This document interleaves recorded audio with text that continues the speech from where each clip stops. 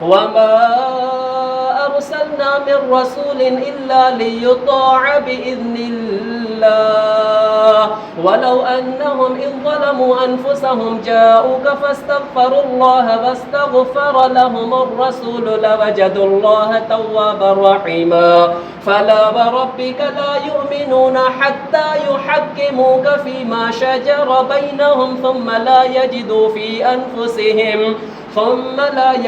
في أنفسهم حرجا مما قضيت ويسلموا تسليما ولو أنا كتبنا عليهم أن اقتلوا أنفسكم أو اخرجوا من دياركم ما فعلوه إلا قليل منهم ولو أنهم فعلوا ما يوعظون به لكان خيرا لهم وأشد تثبيتا وإذا لآتيناهم من لدنا أجرا عظيما ولهديناهم صراطا مستقيما ومن يطع الله والرسول فأولئك مع الذين أنعم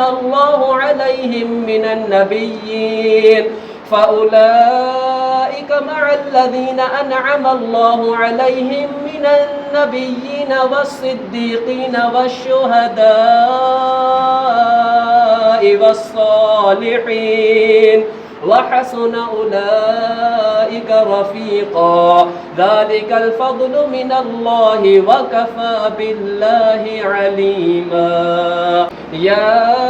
أيها الذين آمنوا خذوا حذركم فانفروا ثبات أو انفروا جميعا وإن منكم لمن ليبطئن فإن أصابتكم مصيبة قال قد أنعم الله علي إذ لم أكن معهم شهيدا ولئن أصابكم فضل من الله ليقولن كأن لم تكن بينكم وبينه مودة يا ليتني كنت معهم فأفوز فوزا عظيما فليقاتل في سبيل الله الذين يشرون الحياة الدنيا بالآخرة ومن يقاتل في سبيل الله فيقتل أو يغلب فسوف نؤتيه أجرا عظيما وما لكم لا تقاتلون في سبيل الله والمستضعفين من الرجال والنساء والبلدان الذين يقولون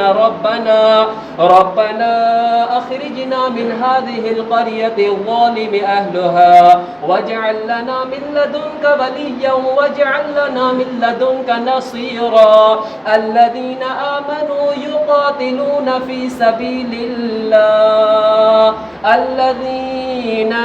آمنوا يقاتلون في سبيل الله والذين كفروا يقاتلون في سبيل الطاغوت فقاتلوا أولياء الشيطان إن كيد الشيطان كان ضعيفا ألم تر إلى الذين قيل لهم كفوا أيديكم وأقيموا الصلاة وآتوا الزكاة فلما كتب عليهم القتال إذا فريق منهم يخشون الناس كخشية الله أو أشد خشية وقالوا ربنا لم كتبت علينا القتال لولا أخرتنا إلى أجل قريب قل متاع الدنيا قليل والآخرة خير لمن اتقى ولا تظلمون فتيلا أينما تكونوا يدرككم الموت ولو كنتم في بروج مشيدة